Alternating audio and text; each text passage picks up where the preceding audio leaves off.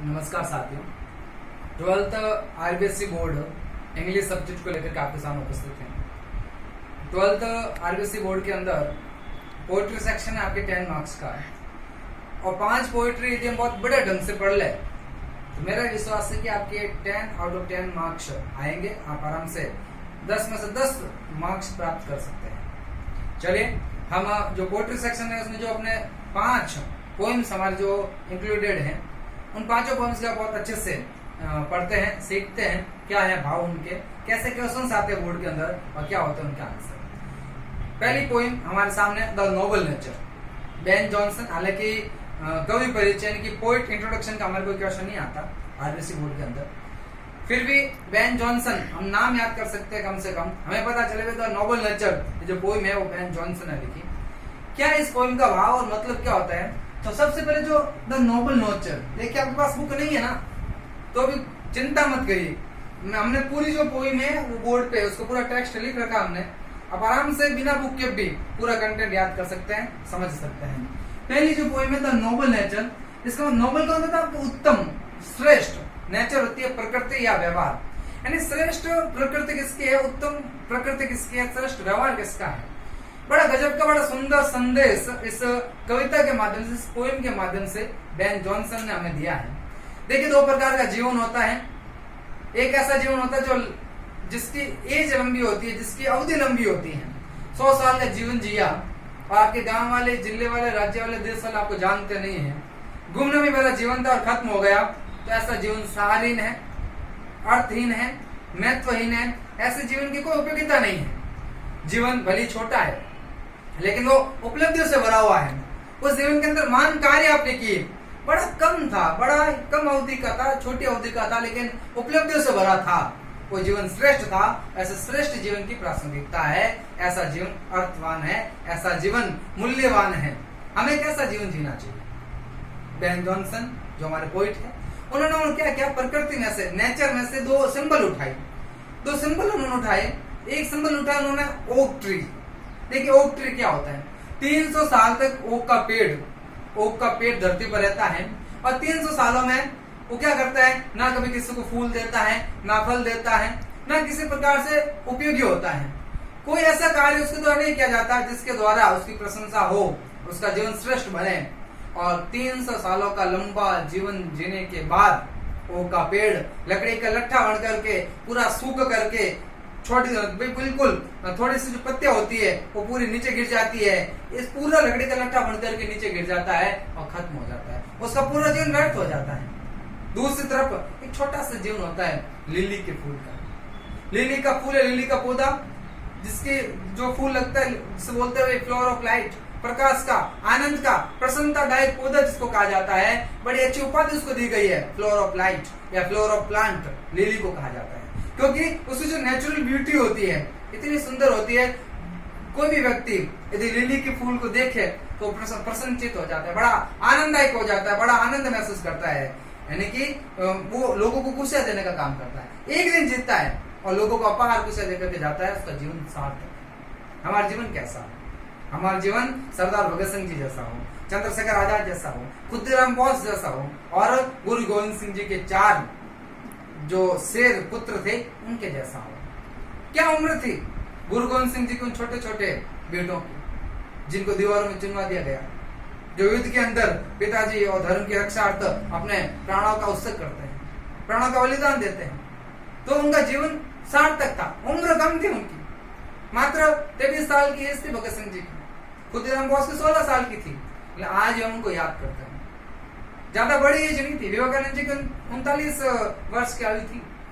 बहुत कम जीवन उन्होंने जिया, लेकिन श्रेष्ठतम जीवन उन्होंने जिया। आज भी इतिहास उनका नाम अमर है। इसलिए हमें क्या करना चाहिए? हमें महान जीवन जीना चाहिए, महान कार्य हमारे जीवन के अंदर होना चाहिए। श्रेष्ठ कार्य करके, उपलब्धि हासिल करके हम लिली फ्लावर की तरह, लिली के पौधे की तरह जीवन जिए, श्रेष्ठ जीवन जिए। ओक के पेड़ की तरह लंबा, निरर्थक और मूल्यहीन जीवन हमें नहीं जीना चाहिए। ये इस पूरे पोएम का संदेश है। देखिए, टेक्स्ट क्या है, बहुत अच्छे से आपके पोएम समझ में आएगी। बड़ी मजेदार पोएम है। टेक्स्ट समझने की कोशिश करते हैं, वर्ड की मीनिंग समझने की कोशिश करते हैं। देखिए, ये पहला जो स्टेंजा आपके सामने यहाँ तक, पहले उसको समझते हैं। लिखा है इट इज नॉट ग्रोइंग। एक एक वर्ड की मीनिंग मैं आपको बता रहा हूँ। ग्रोइंग होता है, लिखा ग्रोइंग लाइक ए ट्री, यानी एक वृक्ष, एक पेड़ की तरह, एक वृक्ष की तरह, एक पेड़ के समान बढ़ना नहीं चाहिए, विकसित नहीं होना चाहिए। यहाँ ग्रोइंग का मतलब होगा आपके विकसित होना, बड़ा होना, ग्रो बोलते नॉर्मल वर्ड है। पेड़ की तरह ऐसा विकसित और ऐसा बड़ा नहीं होना चाहिए, ठीक है। इन बल्क, बहुत अच्छा वर्ड है, BULK, ये लिख रखा है BULK। बल्क का मतलब होता है आपके आकार, साइज, साइज या आकार। In bulk don't make man better B, make man better be यानी मनुष्य को महान बनाना, ठीक है। बेटर होता है आपके, यहाँ बेटर का मतलब निकलेगा महान, ठीक है।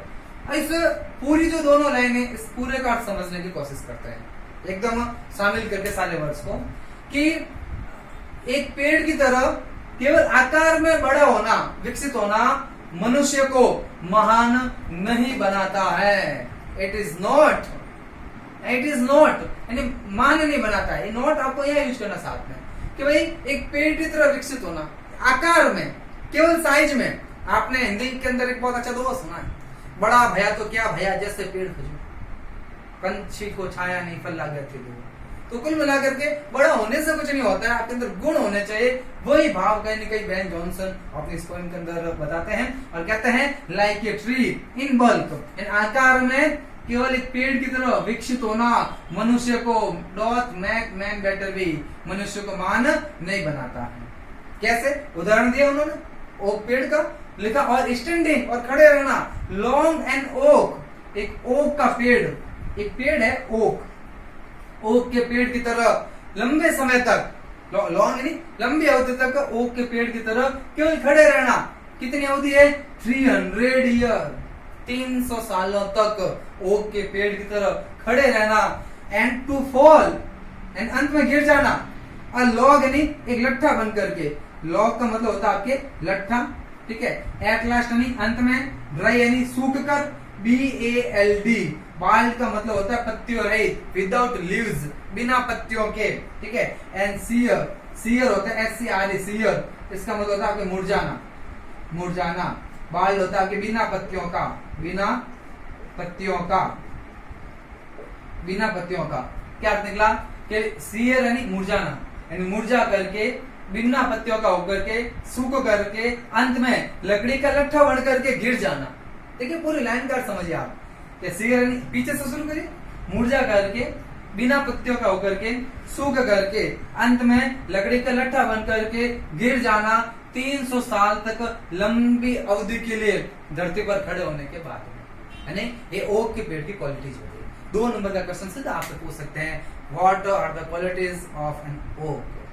पहला क्वेश्चन देखिए, एक क्वेश्चन सीधा आ रखा है, व्हाट आर द सिंबल्स, कौन कौन से सिंबल्स है जिनके माध्यम से बेन जॉनसन ने अपनी बात कही है, या अपने पोइम के अंदर किन सिंबल का प्रयोग किया, प्रकृति से कौन से 2 सिंबल उठाए, तो 2 सिंबल, एन ओक और लिली फ्लावर। पहला क्वेश्चन। दूसरा हो गया लिली की क्वालिटीज बताइए, तीसरा ओक की क्वालिटीज बताइए, चौथा लिली का फ्लावर, इसको फ्लावर ऑफ प्लांट क्यों कहा जाता है, पांचवा है what is the central idea, what is the message of the poem. ये 5 प्रश्न ही बनते हैं इस पोइम में से, बस 5 प्रश्न याद कर लिए, हमारी पोइम पूरी एकदम। चलो सारे प्रश्न पर बात करेंगे। अब देखते हैं कि ये जो चारों जो लाइंस आपके सामने थी, 4 लाइंस है, वो हमारी एकदम क्लियर हो गई। वापस देखते हैं एक बार। It is not growing like a tree in bulk doth make man better be, यानी आकार में, इन बल्कि आकार में एक पेड़ की तरह विकसित होना मनुष्य को महान नहीं बनाता है।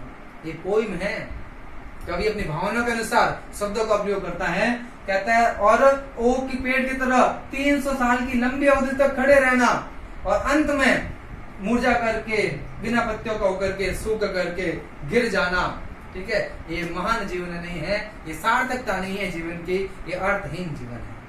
फिर बताते हैं दूसरे स्टेंजा के अंदर आपके लिली फ्लावर की क्वालिटीज। ऐसा जीवन नहीं होना चाहिए। हमारे जीवन कैसा होना चाहिए? हमारे जीवन ऐसा होना चाहिए, लिली के फूल की तरह, लिली के फ्लावर की तरह, और लिली ऑफ ए डे, क्योंकि एक दिन का जो लिली होता है, लिखा है लिली ऑफ ए डे, एक दिन ही उसकी एज होती है लिली की, लिली ऑफ ए डे, एक दिन का जो लिली होता है, इज फेरर, फेरर होता है अधिक सुंदर, FAIR, फेरन सुंदर, फेरर यानी ज्यादा आकर्षित होता है, ज्यादा सुंदर लगने लगता है। फार इन मे, इन मे यहाँ यूज किया इन मई। देखो मई होता है मई का महीना, अपने हिंदू कैलेंडर के अनुसार मई के महीने में लगभग मई के आसपास बसंत ऋतु होती है। तो यहाँ इस मई का मतलब होगा बसंत ऋतु के समय। बसंत ऋतु के समय, बसंत के दौरान हम देखते हैं ये जो लिली का फूल होता है बहुत ज्यादा सुंदर दिखाई देता है और अधिक आकर्षित होता है। अपनी जो प्राकृतिक सुंदरता है इसके माध्यम से बहुत ज्यादा अट्रैक्टिव करता है, हमें इंप्रेस करता है। और although it fall and die that night, although it fall and die that night, उसी रात that night, उसी रात वो क्या करता है, वही fall and die, नीचे गिर जाता है, मर जाता है। एक दिन की ही उम्र होती है, एक दिन की उम्र होती है लिली के फूल की। उसी रात, यद्यपि उसी रात क्या होता है, वो नीचे गिर कर खत्म हो जाता है, उसकी जीवन लीला खत्म हो जाती है। एक दिन का उसका जीवन होता है, लेकिन उसके जीवन की उपलब्धि क्या होती है वो हम देखते हैं। तो लिली की जो फूल की जो विशेषता है हम देखते हैं। बड़ा गजब का लिखा बेन जॉनसन ने कि it was the plant of flower of light, यानी कि it was the plant and flower of light. Light का मतलब आपके यहाँ होगा प्रसन्नता, ठीक है, प्रसन्नता, भाई प्रसन्नतादायक, प्रसन्नतादायक, आनंददायक कह सकते हैं, आनंददायक, ठीक है। यानी कि लिली का जो फूल होता है वो फ्लोर ऑफ लाइट होता है, ये उसकी उपाधि है, जो इनकी अचीवमेंट है। एक दिन के अंदर उसने कहते भाई ये आनंददायक है, ये बड़े प्रसन्नतादायक है। And lily flower impresses us bye it's natural beauty, yes, bye it's natural beauty, अपनी प्राकृतिक सुंदरता से हमें बड़ा प्रभावित करता है, इसलिए उसको फ्लावर ऑफ लाइट कहा जाता है। फिर लिखा है इन स्मॉल प्रोपोर्शन, बड़ा गजब का मैसेज है इस पूरे पोएम की। जो लास्ट वाली जो 2 लाइन्स है इनके अंदर बड़ा गजब का मैसेज है पूरा, कि हमें अपने जीवन में कैसा होना चाहिए। क्या लिखा, इन स्मॉल प्रोपोर्शन, प्रोपोर्शन का मतलब होता है आपके आकार, यहाँ आपका होगा आकार, अनुपात कहते हैं हम, लेकिन यहाँ होगा आकार, यानी कि छोटे से आकार में, छोटे से आकार के अंदर सुंदरता को बड़े आकार में नहीं होती है, सार्थकता बड़ी चीज में नहीं होती है, सार्थकता, उपयोगिता और जो आपकी सुंदरता है वो छोटी सी चीज के अंदर भी हो सकती है।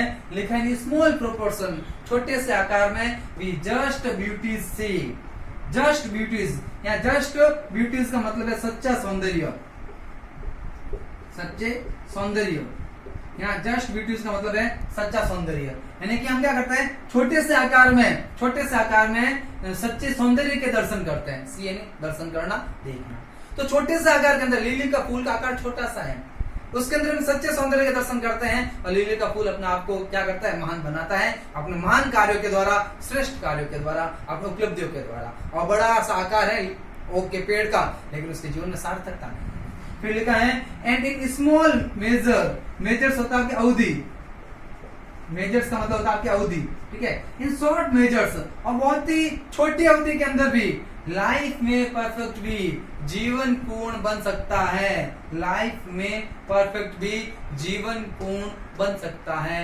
छोटी से अवधि के अंदर ही जीवन पूर्ण बन सकता है और छोटे से आकार में हम सच्चे, छोटे से आकार में हम सच्चे सौंदर्य के दर्शन कर सकते हैं। कुल मिलाकर के संदेश यही है, जीवन बड़ा ना हो, जीवन भले ही छोटा हो, लेकिन उपलब्धि से भरा हुआ हो, बड़े श्रेष्ठ कार्य से भरा हुआ हो। सवाल बनता है हम अपने जीवन को कैसे पूर्ण बना सकते हैं, या छोटी सी अवधि में हम अपने जीवन को कैसे पूर्ण बना सकते हैं। तो सीधा सा उत्तर होगा we can be perfect our life by doing noble and deeds, noble and great deeds, by doing noble and great deeds, यानी कि नोबल एंड श्रेष्ठ और महान कार्य करके हम जीवन को अपना महान बना सकते हैं। अच्छे कार्य करें, बड़े कार्य करिए, जीवन को सार्थक बनाइए। सार्थक जीवन जीने में अच्छा ही है, भला ही है, वो आपको निरर्थक जीवन नहीं जीना चाहिए। हमें कैसा जीवन जीना चाहिए, बड़ा सुंदर मैसेज, बड़ा सुंदर ही भाव हमारे स्कूल में बेन जॉनसन ने बताया। हमें ओक के पेड़ की तरह नहीं, बल्कि लिली फ्लावर से प्रेरणा लेते हुए एक छोटा सा और एक उपलब्धि से भरा हुआ एक मीनिंगफुल जीवन जीना चाहिए। Thank you very much.